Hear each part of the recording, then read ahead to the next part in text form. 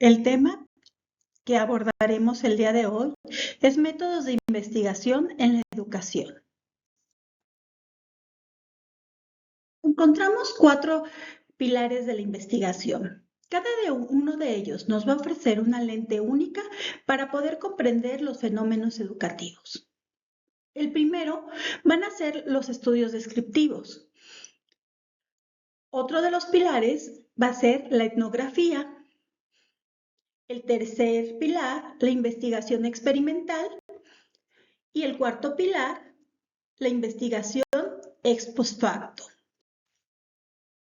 Los estudios descriptivos los podemos comparar como la fotografía de la realidad educativa. Estos estudios descriptivos son el punto de partida en muchas investigaciones. Su objetivo principal es describir las características de una población o fenómeno tal como es, sin buscar relaciones de causa y efecto.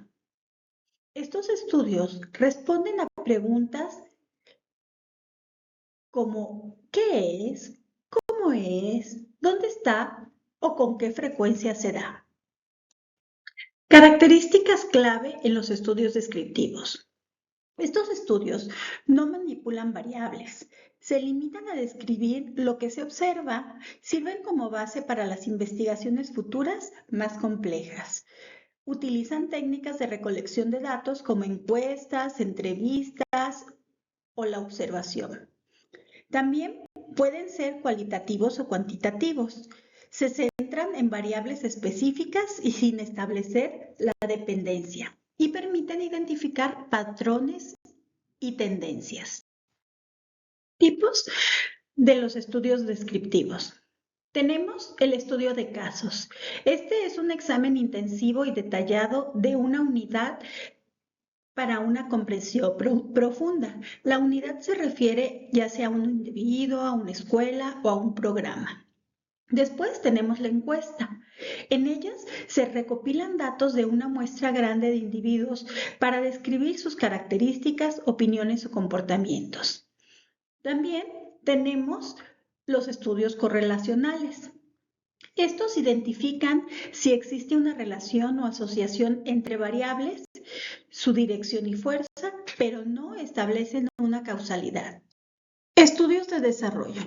Estos describen los cambios o el progreso de una población a lo largo del tiempo.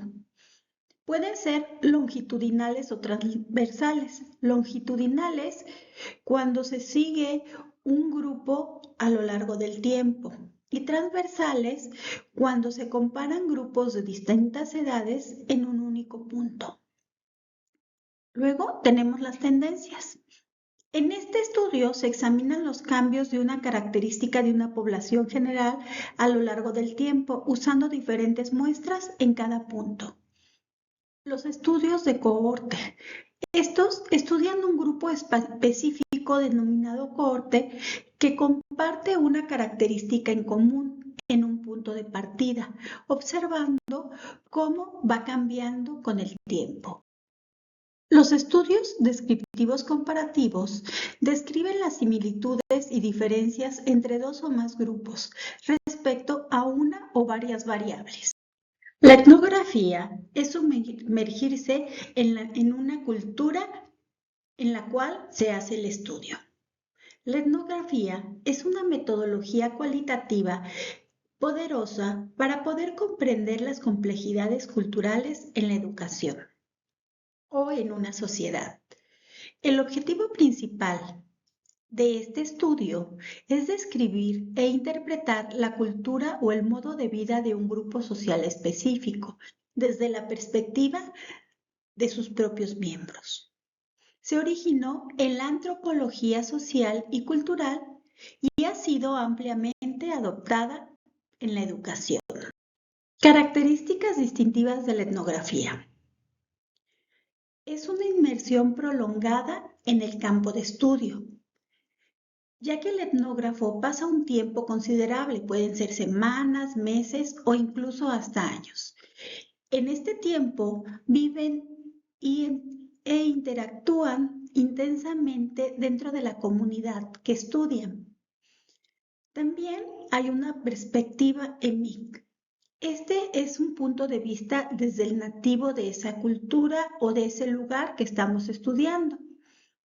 Es un esfuerzo por comprender el fenómeno desde la perspectiva de los participantes, el cómo interpretan su propio mundo. También existe la observación participante.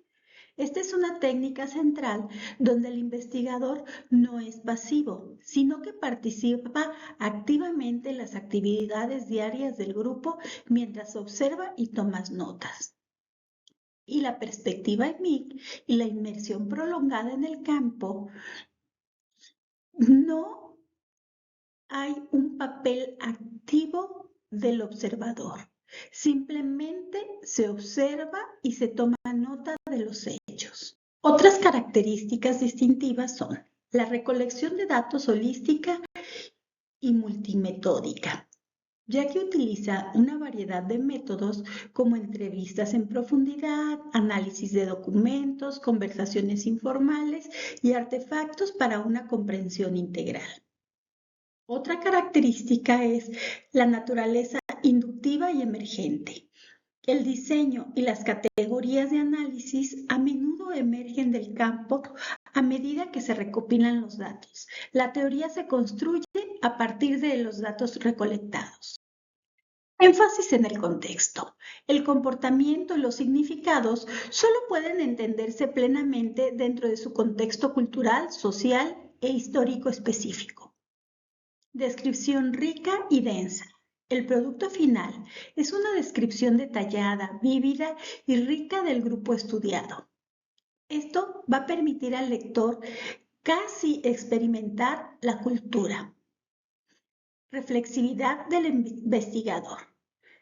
Aquí hay una conciencia del propio papel, sesgos y cómo la presencia del investigador puede influir en el campo.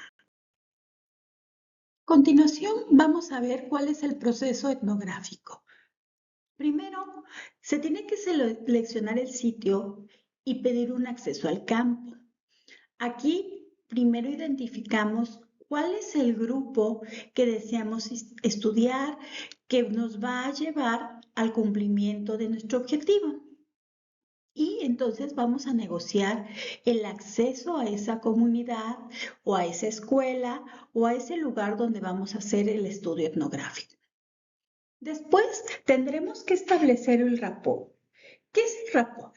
Bueno, el rapport es construir confianza y relaciones significativas con los participantes del estudio, ya que sin este rapport no podremos tener una visión de esa cultura que deseamos investigar. Tercer paso, hacer la inmersión y recolección de datos. Aquí hay una participación activa, la observación y toma de notas de campo bien detalladas. Después tenemos el análisis de datos concurrente. Hay que analizar constantemente los datos a medida de que se van recopilando, identificar los patrones y los temas que se ven. Esto va a ser con el fin de hacer el quinto paso, que es redactar nuestra etnografía. Hay que transformar todas las notas de campo que tenemos en un informe coherente y legible que evoque la experiencia, donde el lector, a través de nuestras palabras, pueda entender y sentir que está inmerso dentro de esa cultura o de ese lugar que nosotros estamos describiendo. Y después, el último paso es la salida del campo. Aquí en esta tenemos que despedirnos del sitio de estudio de una manera ética y respetuosa. La investigación experimental es el método de elección cuando el objetivo es establecer relaciones de causa y efecto. Su objetivo principal es manipular deliberadamente una o más variables independientes para observar el efecto que esta manipulación produce sobre otras variables dependientes, controlando otras influencias. Esta investigación experimental busca responder a las preguntas ¿qué causa qué? O ¿cuál es el efecto de X sobre Y? Características clave para la causalidad. La primera característica es manipulación de la variable independiente. El investigador tiene el control directo sobre la variable que se hipotetiza, como la causa, modificando sus niveles o presencia. También, otra característica es la medición de la variable dependiente. Se observa y mide el efecto producido por la manipulación de la variable independiente. El control de variables extrañas.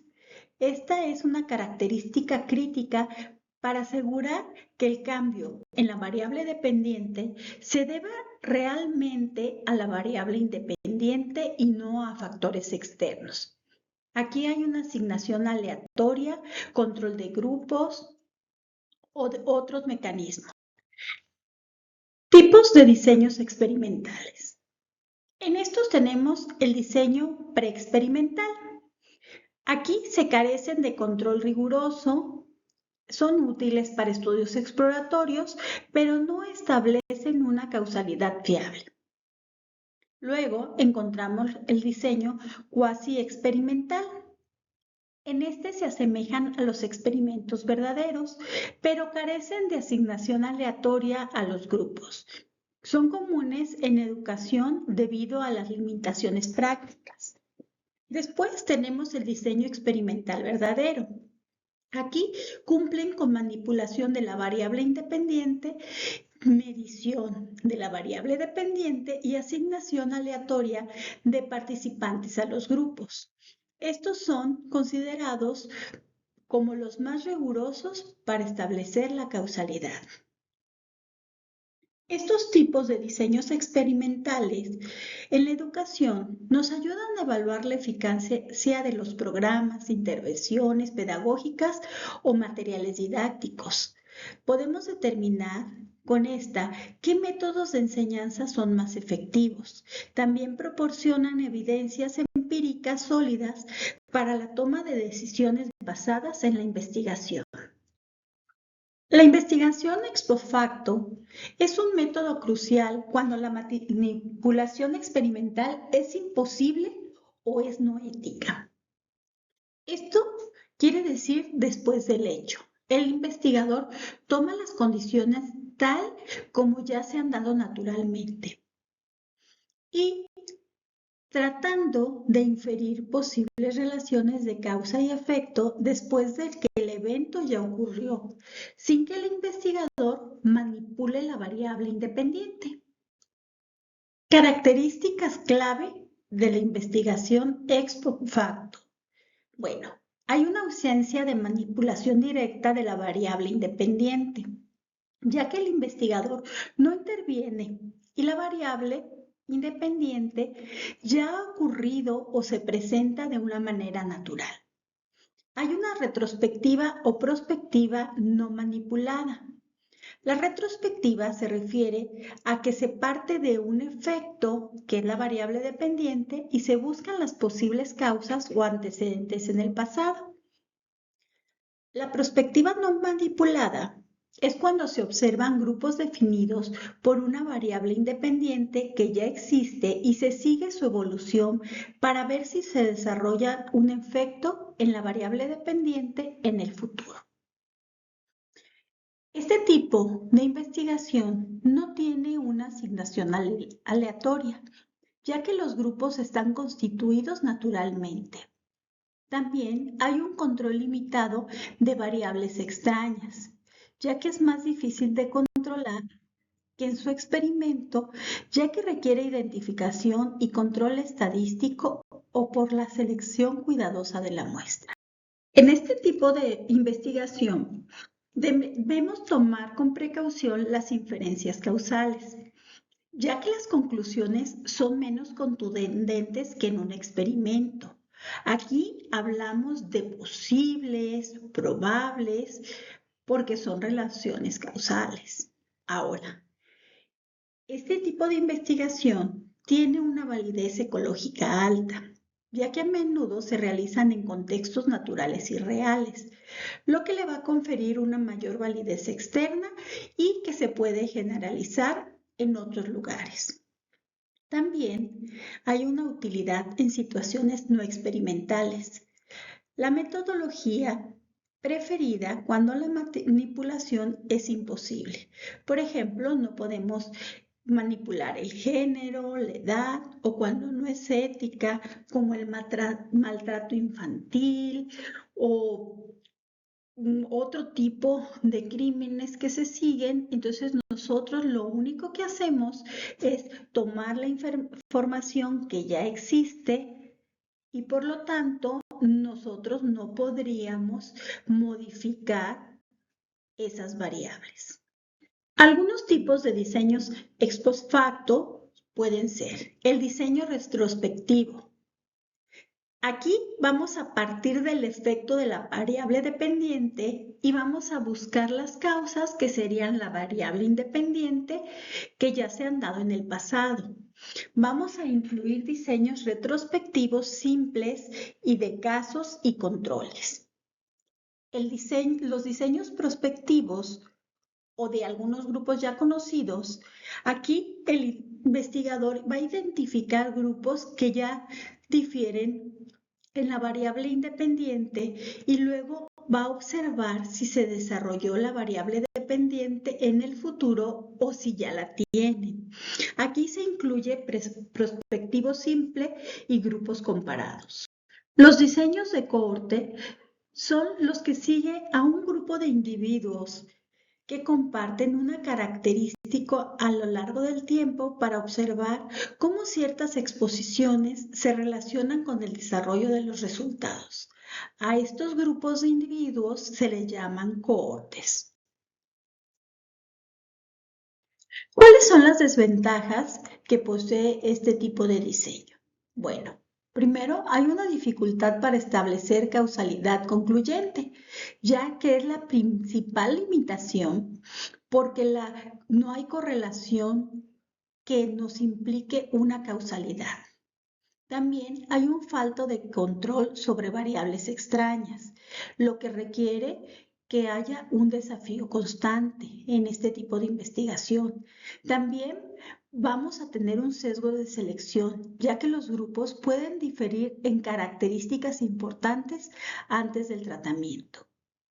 Y también vamos a encontrar problemas de causalidad inversa, ya que no siempre está clara si la variable independiente causó la variable dependiente o fue al revés. Como conclusión, podemos decir que la investigación descriptiva nos permite explorar y visibilizar fenómenos educativos en su estado natural, sirviendo como punto de partida para estudios más complejos. El enfoque etnográfico nos invita a mirar con ojos sensibles y comprometidos, desentrañando los significados culturales que operan en las aulas y comunidades educativas. La investigación experimental aporta evidencia sólida para responder al qué causa qué, aunque exige rigor y control sobre múltiples factores. El diseño ex post facto ofrece caminos viables para analizar fenómenos que ya ocurrieron, permitiendo reflexiones relevantes sin manipulación directa. La tarea tiene una fecha límite de entrega el sábado 2 de agosto del 2025. El valor sobre la calificación de la materia es del 34%. Consiste en realizar una infografía con la siguiente información. Técnicas en el análisis de datos, programas de software para el análisis estadístico, fases que se siguen al hacer el análisis de datos y qué es la matriz de datos.